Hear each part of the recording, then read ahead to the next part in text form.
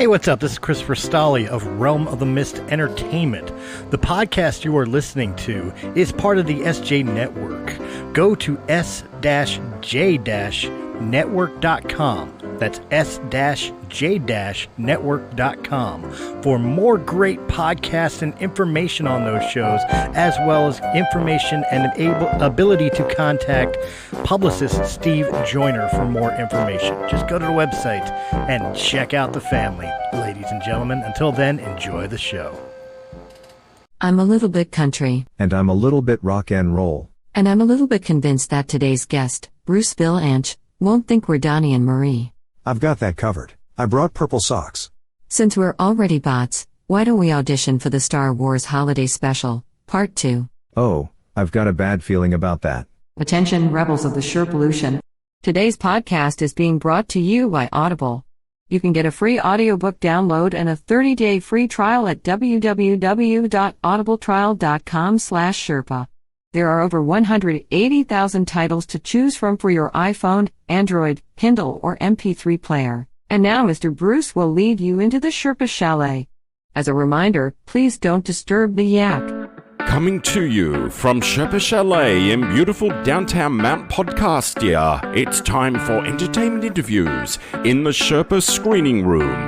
Grab an aisle seat and a bucket of popcorn, but don't crunch too loud or you'll miss the show. Now, here's your host, Jim, the podcast Sherpa.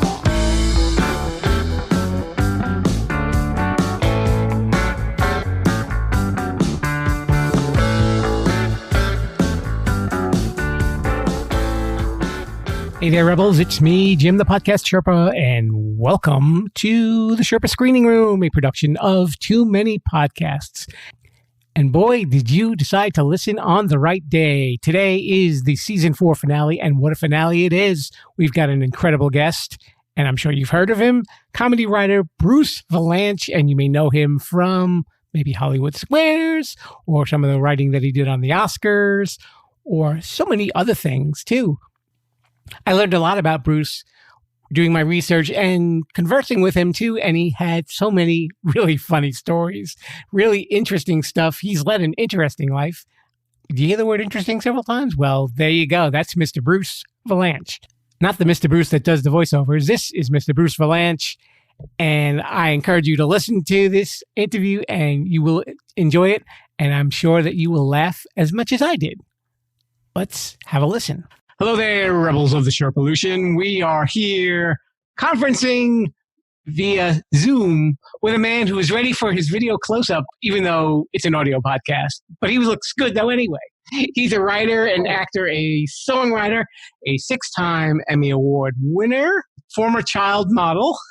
His name is Bruce Villanch, and welcome to the show, Bruce. Thank you. You mean I had this lighting crew come in for nothing? All audio? Oh my God! Now I have to get the sweetener in. What is the T-shirt say laugh today? tracks. They put on laugh tracks for things when just in case the audience doesn't find you hysterically funny. They call it sweetening. And but that's okay. I have, unfortunately, you folks are missing my Ellen DeGeneres angelic lighting that I have organized. It's the best lit person in show business, Ellen. You do have a little bit of a halo over you, don't you? It is kind of, that kind of comes with the blonde.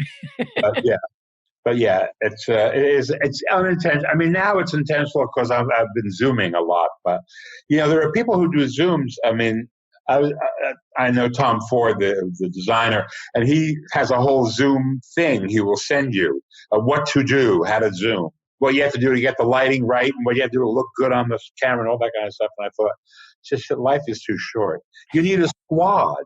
I mean, this is nothing I can do myself. I'm not stacking books up and organizing where I'm putting the computer, and it's very involved. In any event, hello, you can hear me. That's good. Crystal clear, sir. Crystal clear. I remember her. She was a stripper, but unfortunately, she was clearly on Crystal. Okay. Now, let's start at the beginning. Now, your mom was a housewife, or was she in show business? No, she wanted to be in show business. Okay. She was a faux chorus, a chorus girl manquée. She never quite made it. She did a lot of charity shows, but when she was pretty young, she married my father, who was a doctor, and so the idea of actually having a performing career ended. But she was a huge show business fan, and she encouraged me from the very beginning. He was fascinated by her and by the two of us. He was very amused by us because we were so theatrical, and he was a scientist. He kind of encouraged me and moved me along, but she wasn't like a crazy stage mother like, Mama Rose and Gypsy. Mhm. I mean, she wasn't living her life through me. She knew I was happy when I was doing that. We found that out early when I started making faces in the mirror and dancing around the house and all that kind of stuff. They said, he seems to really be attracted to the theater. What can we do about this? He's theatrically inclined. Can we have him straightened out? No. No. How old were you when you started doing the child modeling? Oh, I was about 6 or 7, I guess. But it was just print stuff and a couple of commercials and things. And then I was acting, but it was theater stuff and summer stock mostly. And it wasn't like, and it wasn't career sort of, I wasn't supporting my family the way some child actors are. And I was never a child star, which I always say to people. That's why we're not having this conversation in rehab. The child stars don't do well by and large, as a rule. And I wish there was some stuff that existed in my early career, even though Jay Leno isn't on anymore. He used to love to ambush people with photos of them from when they were, kids. I would certainly have a great ambush for him, but a lot of that stuff just disappeared, wasn't kept, whatever. So we've established there's definitely a love for performing at an early age anyway. Oh, yeah. And then when you went to college, you went to Ohio State and you majored in journalism and theater. So you really kind of covered both. Well, I wanted to be in theater, and every time I would audition in New York, because I grew up in Jersey, I go in a lot. I was up against guys who were older and fatter and more authentic. I mean, I was a kid, and I had a deep voice, and I was heavy, and I looked 40 already. So so I thought I was a contender, but not really. And so my parents kept saying, well, you have a facility for writing. Why don't you go? The newspapers will never go away. So you could do that. So I went to college and I declared a dual major, basically to make them happy, but also because I wasn't really sure. And I thought, well, I should get training in both areas and see how it shakes out. And after 5 years, when I graduated, I took a job at the Chicago Tribune because I loved the town and it struck me as a great place to work. And there was also a lot of show business in Chicago. There was a lot of commercial work, a lot of local theater work, and I wound up doing both. So, and then I met Bette Midler, who was starting out, and she played a club in Chicago, and I started writing for her, and that one thing led to another. And 5 years later, I was in Hollywood. When you met Bette, you were doing a review because she was opening for Jackie Vernon. I was a critic. I was covering a showbiz for the Trib. I was the second string critic for everything except classical music, which I didn't know that much about. I went to the nightclubs and I reviewed people who were in the clubs. And Bette was on Broadway in Fiddler on the Roof, and she had a manager. There was a guy, Bud Friedman, who ran the Improv. Mm-hmm. She would go sing after Fiddler. She would go sing at the Improv, and so he had managed some other people who I knew, and he called me up and said, "I'm sending this girl to Chicago. Will you write about her?" So I went to see her, and I thought she was fabulous, and I wrote about her, interviewed her, and she said that was a very funny article. You're a funny writer, and so I said, "Well, you're very funny. You should talk more." And she said, "You got any lines?" And that was the beginning of that. It was a half a century ago. We both clutch our hearts when we think about it. Do you have any special Bette Midler stories? Special ones? Oh, I got a million of them, but they'll all be in the book. Okay. But, eventually, although I think I promised her I wouldn't write a book about us. But it'll be a book about other people. And I will manage to drop her name. She seems like a lot of fun too. That type of personality. Yeah, she's fabulous. She's fabulous. She's extremely intelligent and extremely well read, and I mean, very, very, really smart. In addition to being, I just think the greatest performer I've ever seen. She can do more on stage. I mean, she can change mood. She can on a dime. She can do all of it. You know. So, and she was like that from the beginning. I mean, I hadn't seen anybody who was so clever with her choice of material ever. And to this day, she's like that. And you wrote for her a lot of her shows, and also for Barry Manilow, who was her band leader, right? Well, Barry was, I mean, he actually had been her rehearsal pianist in New York, and then she got this gig at a gay male bathhouse at the Continental Baths, where they inherited a nightclub that was next door to them in the building. And so they turned it into a nightclub, and they began booking people, and she was the first person to break out of it. But the first time she went to perform there, her piano player got mono. Remember mono? Before everything else, there was mono. He got mono, and he couldn't show up, and he gave her Barry's number. And so she called Barry, and Barry came down and played the show off of the charts. And never worked with her before, just had rehearsed auditions with her. And Barry just said at the end of the show, "I'm signing on as your music director. This is it. We're going to the top." And so he was her music director when the first time she came in. And he had a whole career behind that in commercial music. And when he got an album deal, like after her first album, and he had to do an act, we put the act together. So I was writing for him. And wrote his first television special and things like that. That's right. He was doing a lot of jingles before he got popular, right? He sure Stridex and McDonald's. You deserve a break today. That's him. I didn't get away to McDonald's. That was his big one, but he did dozens of them. I mean, when he started, we had what we called the very special medley, which was all of his commercials. All the commercials that we thought people would recognize. And as he got bigger and had hit after hit after hit, we finally had no more room for the medley because he had so many famous songs that he had to sing that there wasn't time for like this 20-minute medley of commercials. There, like a good neighbor. He wrote all of that stuff. When you worked for the Tribune, you were an entertainment writer. You met a lot of older Hollywood actors back then too. Yeah, everybody came through. Everybody came through Chicago. And this was pre-Oprah. I left when Oprah started in Chicago. But they came through regardless because it was Chicago, and Hefner was there, and Playboy was there, so a lot of people worked his clubs.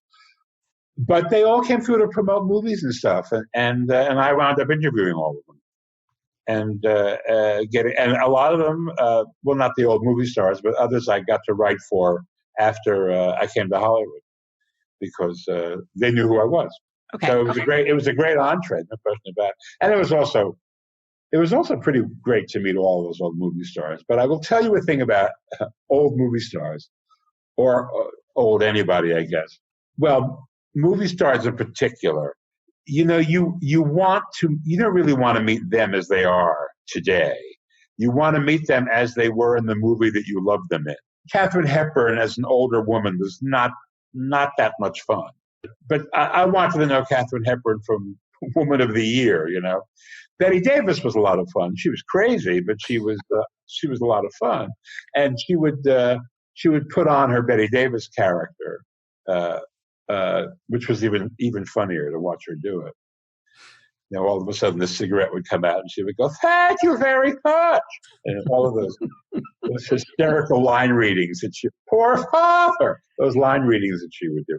So a lot of times you would meet these people and you would be just a little disillusioned because, you know, you wanted to know them at their prime because that's where your fantasies are formed. Anyway, there are worse problems in the world. That's very true. I have a few friends who are still big Donnie and Marie fans, and I know that you wrote for them. And I did. That must have been a unique experience. I remember you were talking about the Mormon censors that were really kind of tougher than the actual. They were very, yeah. Well, yeah, the Mormons don't drink coffee, so you can't have a coffee break in the script. The list of things the Mormons don't do is longer than, what Cole Porter say, King Kong's penis, longer than those things. You were so boxed in by what they would allow that you had to kind of go to extremes. I tell a story about Ira Gershwin, who the great lyricist, and Michael Feinstein was working for him at the time as his assistant, and I was friendly with Michael, so I got to meet Ira. And Marie, we wanted to do a number on the show that was from a Gershwin. It was a song called "Treat Me Rough." Marie had just turned 18, and we wanted her to be more adult. So there was a song called "Treat Me Rough," which was from Girl Crazy. And in the movie, Mickey Rooney sings it, surrounded by all these very tall model-type women. And he wants them to beat him up and to tie him to a chair and do all that kind of stuff. And the lyric is very, treat me rough, muss my hair, I don't care. And I thought, what a great song for Marie, because she's been so, coddled, and she's so innocent and pure, and she's telling the world, treat me rough. So I presented it to the Osmonds, and they said, oh, she can't possibly sing that. She couldn't possibly sing that. So I went back to Ira, and I said, they won't let her do it. And he said, but she's fabulous. I want her to sing it. I'll rewrite the lyric. So I went back and I said, Ira Gershwin, the Ira Gershwin, is going to rewrite the song for you. And they said, no, it's just the concept. It's just, no, she can't be treated rough. No, thank him, but no thanks. And I thought to myself, these people are out of their minds. If they were Jews like me, they would have said, yes. And is he charging us? Oh, my God, how wonderful. He's not. But it was Ira Gershwin, right? I mean, like Porgy and Bess, this is Ira Gershwin. I couldn't believe that they had said no. And then subsequently, we had her singing, I brought another song to her, Coming from the Rain, which was Melissa Manchester and Carol Bayer Sager. And they didn't want her to do that either, because it was about a woman who takes her, they said husband, and it's nowhere in the song, her lover back after he goes out. And I was just totally, I couldn't believe they wouldn't say no to this. It was a great song, and she would have premiered the song. So I brought in a song by Elton John called Don't Let the Sun Go Down on Me. That they liked. And so we all got to watch Marie sing, Don't Let the Sun Go Down on Me. And we were sitting in the booth, and I had the network censor next to me. And she's elbowing me in the ribs saying, you got away with murder. Marie has since forgiven me. You went to her wedding? We went to the first wedding. A whole bunch of us flew up from LA to Salt Lake City. It was at the Mormon Tabernacle, and we were not allowed in because we're not Mormons and you can't go in. So a whole bunch of us sat outside, all dressed up for a wedding, and listened to it on loudspeakers. And this was the husband who she subsequently divorced, which was a tremendous scandal at the time because they don't divorce, the Mormons. And that was Marie taking her power, realizing she's back with him. I don't know if she's back with him now, or she subsequently kept back, but they had a bunch of children, of course, together. And they adopted a few more. And I believe she is back with him now, but I may be misspeaking. I haven't been following her love life. I'll check with my friends. They probably know. She was 10 years ago, when Bet was in Vegas for 2 years on a residency. They were across the street at the Flamingo. We were at Caesars. And so I would see them then, but I haven't seen them since, I have to say. We've spoken on, some occasion or other. Were Donnie and Marie trying to make their image a little more accessible, you think, when they had their TV show? Well, yeah.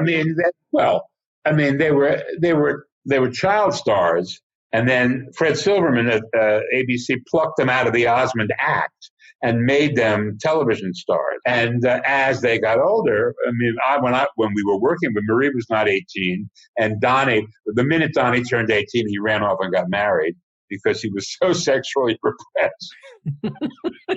Because they were not just Mormons, but they were strict Mormons. They played by the rules. I mean, they had a list of things that you just couldn't do. And I used to play the Jew card on them. When they would say things like, "Oh, you're drinking? You're having a bloody alcohol. It's poison. How can you treat your body like that?" And I would say, "Mixing meat with milk, you heathen!" Tight. And that would shut them up. They would leave me alone at that point. They would realize, I had my promised land. They had Utah. You also wrote on the Brady Bunch Variety Hour with the previous guest, Steve Bluestein. Yeah, Steve Bluestein. Yeah, Bluestein. Wait, what is his? He's never mind. It's a whole routine. Yeah, Bluestein and I. Yes, he was a writer on it, and we had it was the beginning of a fabulous friendship, which lasted to this day. I had dinner with him right before the lockdown. I was in Palm Springs, and we had dinner. Yeah, he was hysterical. We were all hysterical doing the Brady Bunch because it was like. It was in those days. There was a lot of variety television. It was right before cable came in, and people used to watch, like the Carol Burnett show and the Mac Davis show, and who's Dean Martin got on his show this week, and because those sightings were much rarer than they are now.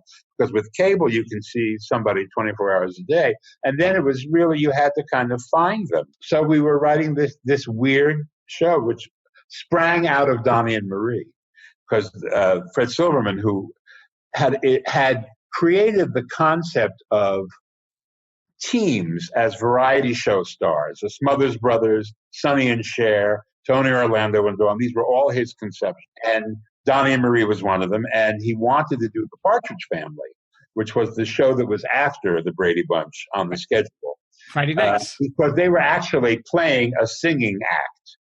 And so it would make sense. And they didn't want to do it. So he thought, maybe the Brady Bunch, because the Brady kids had recorded some stuff, and they had an act, and they would go out and play state fairs and stuff. But without Florence, who had, a legitimate Broadway career and Vegas, and, of course, Robert Reed, who didn't want to be caught singing or dancing under any circumstances.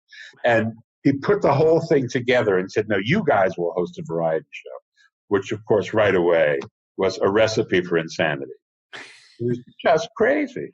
It was nuts. The template on the show was like the old Jack Benny show, where Jack Benny played Jack Benny and his wife played his wife. Eddie Anderson, who was Rochester, who had been doing this on radio with him, then played, his manservant. Yes, sir, Mr. Benny. Yes, sir, Mr. Benny. And the show was about putting on the Jack Benny show every week. So that was what the Brady Bunch had moved to Hollywood. They were living at the beach, and every week they had a television show. How they got this, we never explained. And they had big guest stars who would come in. And because Donnie and Marie had used ice skaters as their backup, their dancers, and that was the theme, the Brady Bunch had a huge swimming pool, and there was a water ballet, and so it went. And Donnie and Marie were guests on the pilot. And then we went ahead and did a sort of season. We did the show on what they called a wheel. We would be on every 3 weeks on Sunday nights at 7. We shared it with the Hardy Boys and Nancy Drew. And the Hardy Boys survived. We were not so hardy. We did, and we were opposite 60 Minutes. So really, Brady Bunch, 60 Minutes. What do you think? Maybe they what do we watch Brady tonight, Mother? Maybe they needed the Bradys to solve a couple of crimes. Maybe that might have done the trick for them. That would be that.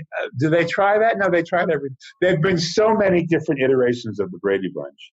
The Brady Brides, the Brady Kids, the Brady Go to Hawaii. I just did a very Brady renovation on HD.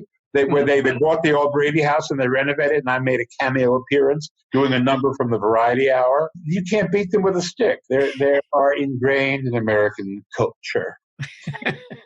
I would definitely agree with that, to say the least. You also wrote the Paul Lynde Halloween special? I did a couple of specials for Paul. That's the one that has lived.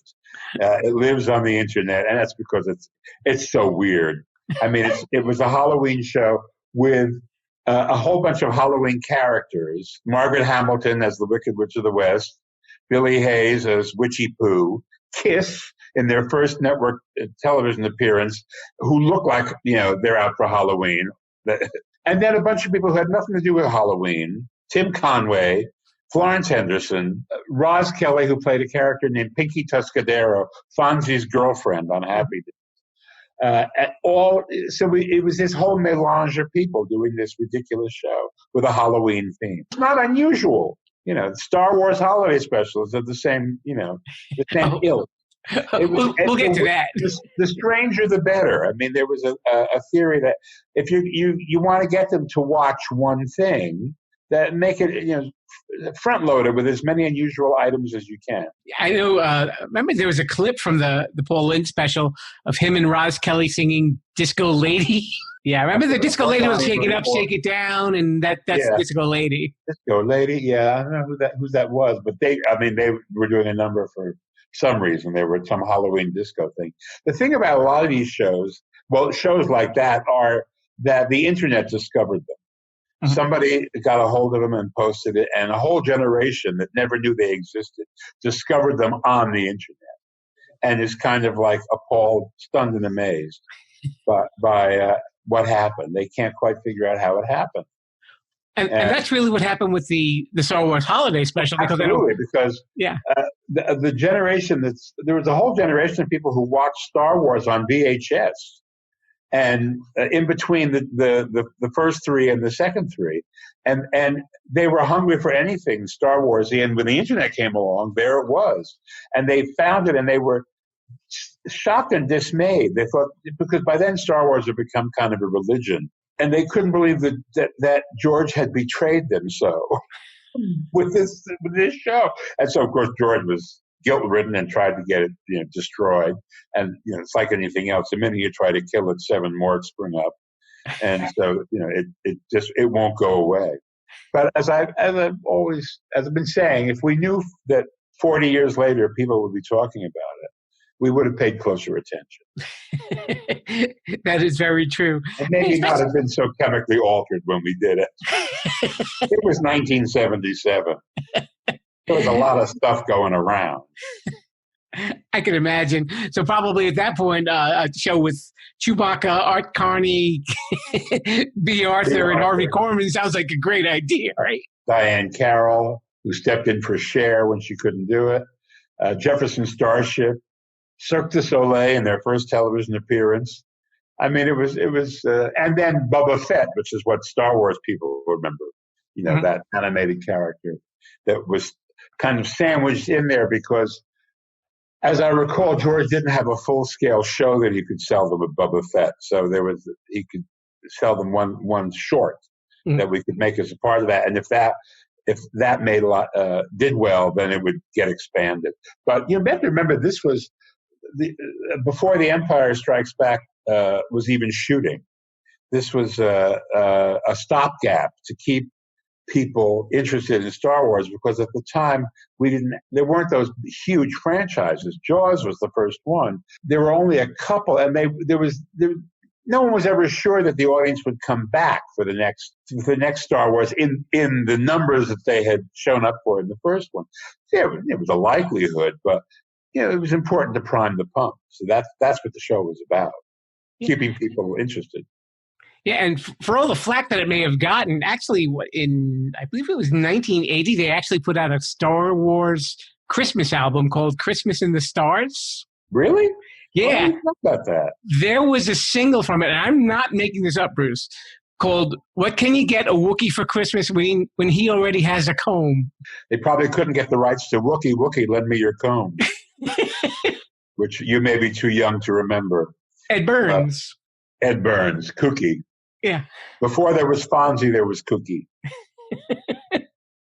He was the greaser of genuine greaser. I mean, he was.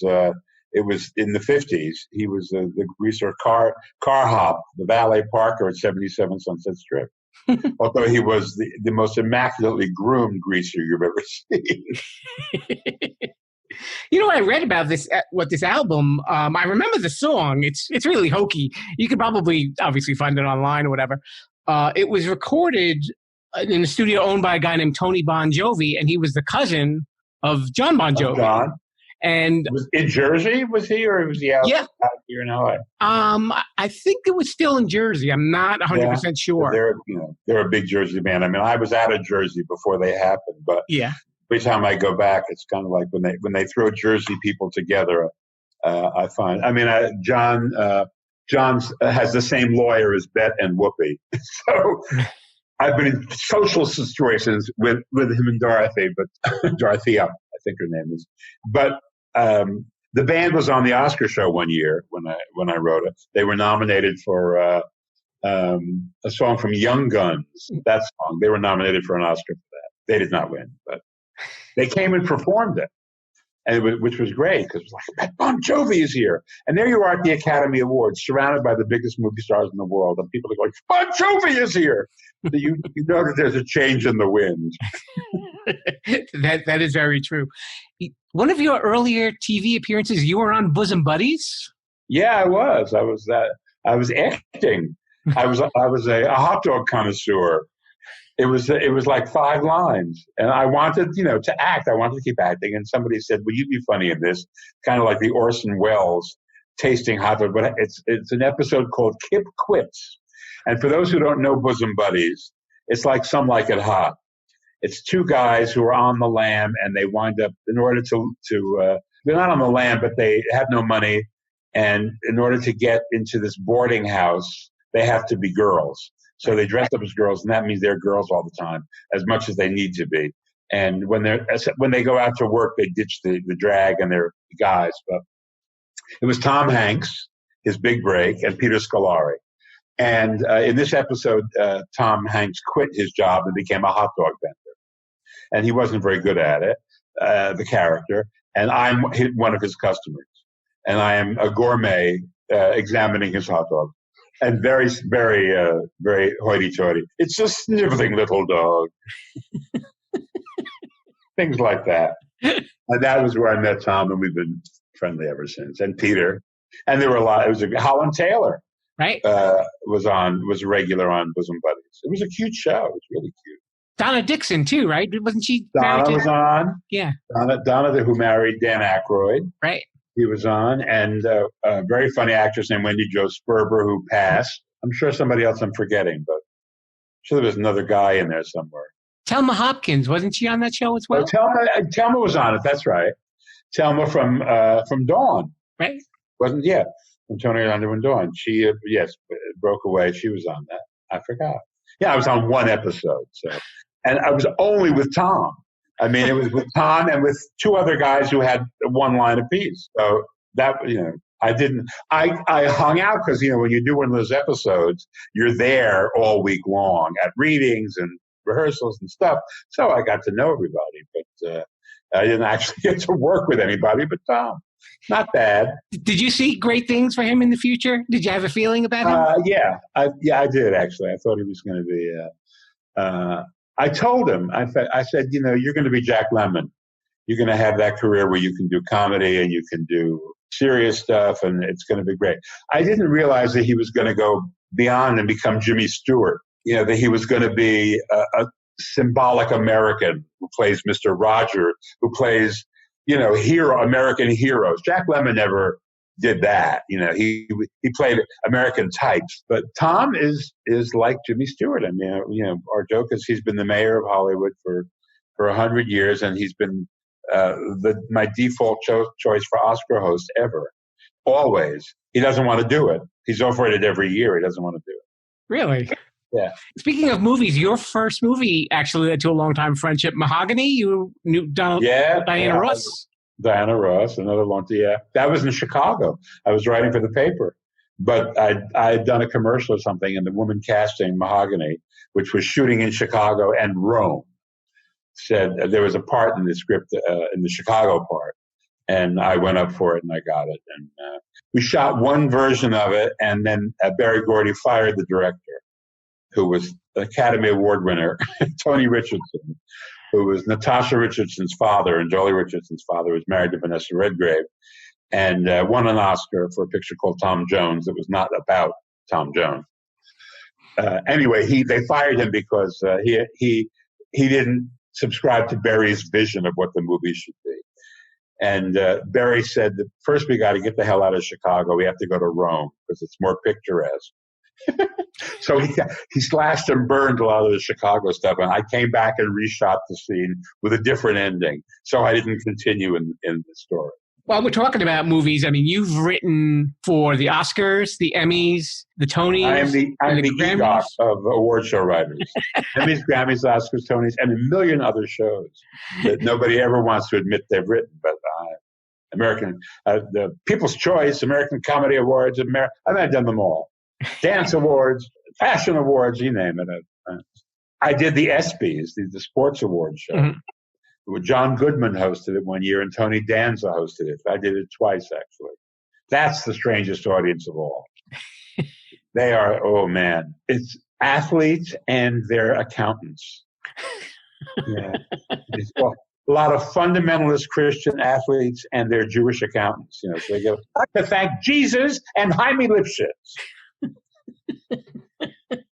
It's so strange, and they're athletes, and so they're not necessarily up on the world, and so it's very difficult to come up with comic material that they will laugh at. And they're all dressed up to it's like the Heisman Trophy, but it isn't. So they're all dressed up to get this award, but they don't quite know what it means anyway. I mean, what does an ESPY award mean? It's not. Michael Jordan didn't get more money because he had an ESPY award. Trust me. That's true. Now, talking about writing for an award show, Billy Crystal is hosting, and that was the year with Jack Palance doing the one-arm push-up. The year Jack did the push-ups was Billy hosted, and he came out on a horse. It was off City Slickers. The following year, we did something else because of Jack, we brought Billy on, Jack pulling this huge Oscar on its side and Billy riding on it. And then maybe in the year after that, whatever, I don't know, we could look it up and see, but it was Silence of the Lambs. That was when you do that show, you try to attach stuff to the big movies that are going to be honored or that everybody's talking about. And so that was always our idea of how to do it. And that year, it was like nothing was going to get in the way of Silence of the Lambs. When it was the year that Palance did the one-arm push-ups, did you look up to the sky and say, thank you, comedy gods? Well, yeah, finally, at the end. Not so. That set the standard for it. And then for every year after that, when somebody would do something, I would do that. Oh, thank you. Well, thank you for that person screwing up, or thank you for giving us that moment that we can make fun of, we can have a good time with. Like the year that the stagehand started booing Michael Moore because he had just won for documentary, and it was the beginning of an Iraq war. So he was talking about that and his acceptance speech, and they were booing. Steve Martin was the host. We were all backstage going, oh my God, well, we got to do something about this. Thank you. We have to do something about this. And Steve was going to follow. There was a commercial, and Steve was going to follow. So all during the commercial, we're throwing ideas about what can he do, what can he do. And so finally, when he came back out, he said, it's so sweet backstage. The stagehands are helping Michael Moore into the trunk of his car. We had Robert Wall on a while back. I know that you've worked with him as well on the Oscars. He was part of the team originally with Billy, yeah. Yeah.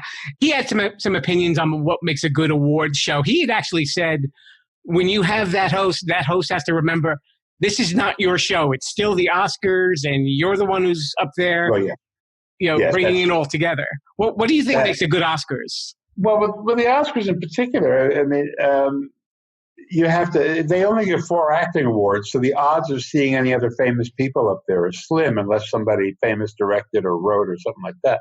So you have to keep people entertained over the whole thing. And I always think what the host should do is be present in the moment and be available to comment on what's going on if there's something worth commenting on. A lot of it has to do with positioning. They're not going to remember something that happened half an hour earlier. So if he's not out for another half an hour, it's not worth wasting your time. But I think that they all, with the Oscar show in particular, they have to reflect what's been going on in the year in movies and how it relates to people who are watching the show. But the way the movie business has changed, the things that are nominated for Oscars are favorites of people who make movies, which is not the same as people who go to movies. And they expanded the Best Picture category to 10 because they wanted to include more pictures that more people had seen, and that has worked. And some years they get lucky and they have a bunch of movies that are $100 million pictures, and so there's an audience that's seen a lot of them. A couple of years ago, when it was Stars Born and Black Panther and I forget, there were a couple of others that were up there, and so people are more interested. When you have a bunch of movies that have been on Amazon, and people have watched a minute of them maybe and turned out, or there are limited interest movies that people in the Academy like. I mean, the Academy went crazy for Parasite. Mm-hmm. People who made movies went crazy for Parasite. I didn't go crazy for Parasite. I don't know a lot of people who went to the movies who went crazy for Parasite. I know a lot of people in the movie business who were, because they appreciated what he did. So the ratings were low because, that was, the race was between Parasite and something else that was, The Irishman, which was on Amazon. It had been seen by most people on Amazon, like the year before, Roma, which had been seen by most people for about 3 minutes on Amazon. So, or Netflix, or whichever one of the behemoths had put it out. So that colors the show every year. That's the variable. The show's going to be the same. They're going to give the same number of awards to the same number of people. So it's all about if the audience knows what they're honoring. That's why Billy started doing those movies at the beginning of the show. And that happened the year that The English Patient was the big winner. Now, if we'd known The English Patient was going to walk out of there with 11 Oscars or whatever it did, we probably would have done something different. But nobody knew any of the movies that were nominated. Nobody knew any of the actors except Tom Cruise was nominated for Jerry Maguire. The biggest picture that year had been the reissue of Star Wars. So that was when we said, let's do a clip of all of these movies and put Billy in them. Fargo, pictures we know about now, but then they were not as well known. And that was how that started, because we had nothing to hang the show on. There were no popular movies that we could refer to. Anyway, I've gone on long enough about that. Okay. Well, since we've talked about TV and movies, we know you have a bit of a tie-in also to Broadway and off-Broadway. Yes. So I know you did your own show, Bruce Villanch, Almost Famous. I did that. That was like 20 years ago. But then I did Hairspray for a couple of years around the country and on Broadway for a year. That was fabulous. That was great fun. And also you wrote Platinum. I did. My luminous flop. I mean, that was a long time ago, and it's barely remembered. And the sad part is, like, we had a big star, Alexis Smith, who's barely remembered now, unfortunately. But she wasn't as big a star as we thought she was even then. But people on Broadway were huge fans of hers. But it didn't translate in the box office. But also, the show was not what it could have been. But there's so much to be said about all of it. Okay. And also, it was a great experience. Could you talk a little bit about A Sign of the Times? A Sign of the Times. I'm no longer involved with it. It's a musical. It's an original musical with all of the music of Petula Clark. Although it's not her music, it's stuff that she sang. So it's actually from Tony Hatch, who was the genius behind her musical sound. And we did it at Goodspeed in Connecticut, and we did it in Delaware at the Wilmington Theater Center, Delaware Theater Center in Wilmington. But if it goes forward, it's going forward without me. So I'm not involved. But it was a funny idea. Okay. The music is great. I think I have one more little section for you, but I just have one weird question. You did Arnold Schwarzenegger in the Eric Andre show? You voiced it? I did, actually, yes. Yes, I did. Don't be afraid, Maria. I think it was one or two lines. It was when he just started, the Eric Andre. It was like what Quibi is trying to do. Like, they were 10-minute shows on Adult Swim. And I went in and did it. And Hamilton Buress was his sidekick. That is name, Hamilton Buress. Yeah. Yeah. The guy who busted Cosby, the first guy to bust Cosby, and a very funny comedian. And so, yeah, I had a great time. It was fun. It was 10 of the most fun minutes I've had. All right. So, Bruce, are you ready for the TRQ? Yes. Bring on them T's, those R's, and them Q's. Totally random questions. Totally random questions. What's your favorite T-shirt? It says, "Excuse me, you're standing on my penis." What are you wearing today? Today I'm wearing. Well, let me move I can move the camera. It's the Pillsbury Doughboy in like stocks from Puritan days, and it says "gluten for punishment." That's great. Yeah, I was on a podcast on camera with a guy who's a life coach, who's all about eating correctly and exercising and all that. So it was very appropriate, and I haven't taken it off since. Do forgive me. That's okay. Who's the last person that you texted? The last person I texted, nobody you know. I mean, there's nobody famous. It's just a friend of mine, Okay. a guy named Seth. He used to work for me. That's all. He's a sweet guy. Okay. Do you have a favorite Petula Clark song? I do, actually. A Sign of the Times is actually, and when I was in college, it was a big hit, and there's a key progression in it that I love. I had nothing to do with the title. The producer chose the title, and it just was happenstance that it's my favorite song. Hey, before actually I get to the next question, I did not touch on the fact that you are a songwriter, and you wrote "Where's My Man" for Eartha Kitt. I did. Yeah. You wrote "Sex Over the Phone" for the Village People. Uh-huh. And you redid "You Made Me Love You" with Mark Shaman for Bet, for the Bet. last Johnny Carson, the next to the last Johnny Carson show. Yeah. So you've always You been made me musical. watch you. Yeah, I mean, I write lyrics. I wrote the disco stuff was with Jacques Morale, who created the Village People, and a writer named Fred Czar, and we did it initially for a girly show in Paris called The Crazy Horse, where Jacques used to write every year, and Eartha lip synced it. Eartha recorded it, and a 9 foot tall Amazonian woman did a number lip syncing to that song, and it got plucked out of that show. We'd written about a dozen songs for that show. It got plucked out of it and released as a single, and it was a huge hit. Went to #1 in France, and then all around the world, except of course in America, where they wouldn't play disco on the radio. But it got played like crazy in every disco. Any club you would go into, there it was. And so we did an album of Eartha Disco. It was kind of her comeback. I mean, she had been languishing, and it brought her back in, and then she proceeded to go on and do more stuff. Yeah. All right. Well, I guess I could jump back into our questions. So is there a song that you ever wished that you wrote? Oh my God, there are 8 million songs I would.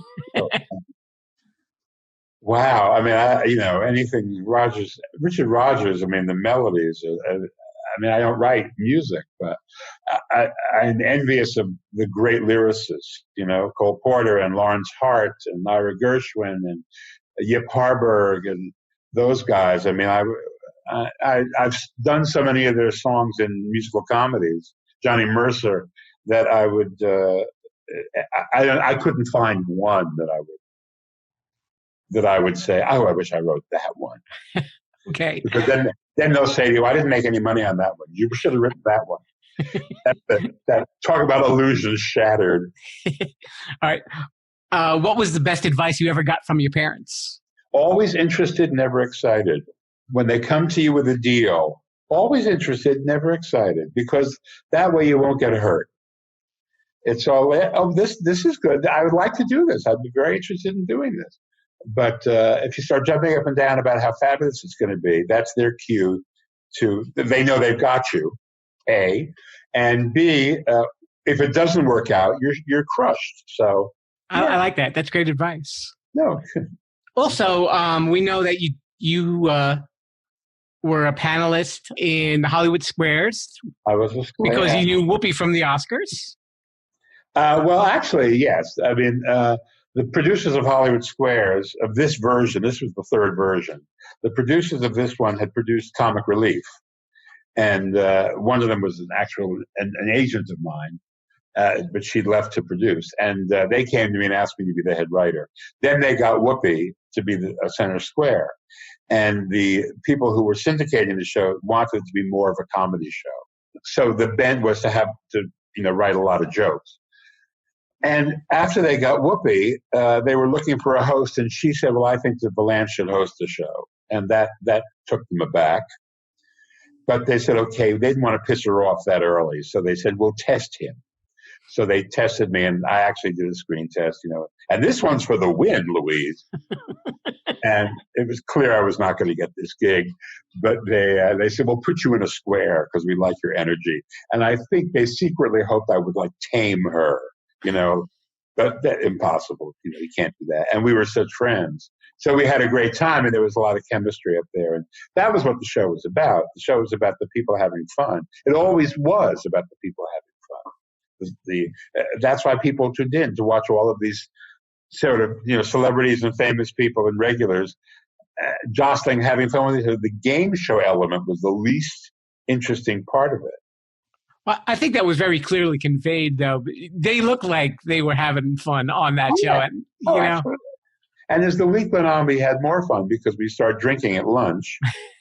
At the old show, they shot it at night, so they already came armed. Our show, we would shoot on the weekends, and we do 3 in the morning and have lunch, and then 2 in the afternoon. And so the afternoon shows were much looser. But they aired on Thursday and Friday. We shot the week in sequence. So by Thursday and Friday, people were watching the show were a little looser, too, because they saw the weekend coming and so forth. Okay.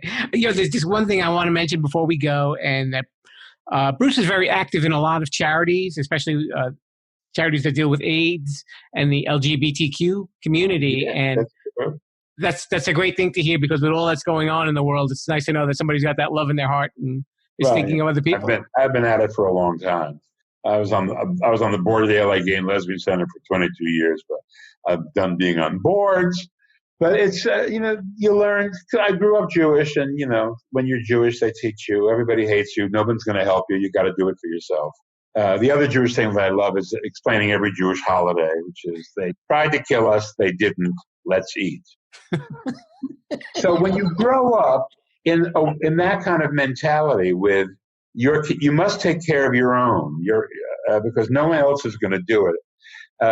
I think that works very well for the gay community too. I always thought it was a smart thing. Once the gay community got organized, I thought it was a good kind of creed to live by, and I became involved in every charity that I could be involved in that was servicing my community. And I do a lot of Jewish things too. So, and Jewish and gay things, it gets really. I mean, the salon for hair splitting is open. I mean, there are a million different little fractional groups that, well, we're Jewish lesbians who don't eat meat. Okay, well, what can I say? Vegan virgins, hello. How may I direct your call? Mr. Bruce Villanch, thank you so much for your time. I appreciate it. It was fun. It was great. I will see you again. And for those of you who can't see me, I look like Ryan Gosling. Eat your heart out. Oh, this was such a treat, and thank you so much, Mr. Bruce Villanch, for spending a little time with me here in the conference room at the Sherpa Chalet. That's season 4, folks. It's a wrap. You know what that means? My other Mr. Bruce, my buddy Bruce Goldberg, will get the week off next week, and we will do the season 4 Post Mortem, and we pay a little tribute to all of our guests who have been on the show, and we talk a little bit about what's up for season 5. And season 5 is actually pretty different from season 4. I'm about halfway through recording it as I'm recording this right now, and I think you'll be surprised. But that's all I'm going to say about that for now. But that's not it. After the season 4 Post Mortem, on Saturday, October 31st, 2020, otherwise known here in the States as Halloween, we are going to do a special Halloween show, and it's going to have a supernatural theme. So it'll be released early in the morning, so you can listen to it whenever you want. If you want to listen to it later at night with the lights out and your phone light on, well, that's fine. That'll work. I don't know. Listen to it whenever you want. I will listen to it broad daylight, morning, over your coffee, over dinner, whatever. It's going to be a lot of fun, and I'm sure you're going to enjoy what you have to hear. And like I said, it's a supernatural theme, so ooh, a little scary. You know what? I think I will show everybody to the door today and thank them so much for listening here in Season 4. We'll see you guys next week, and viva la Sherpalution. Thanks for listening to the Sherpa Screening Room. Don't forget to subscribe, rate, review, and share this podcast. I'm Mr. Bruce, and this has been a Sherpalu Studios production. Viva la Sherpalution!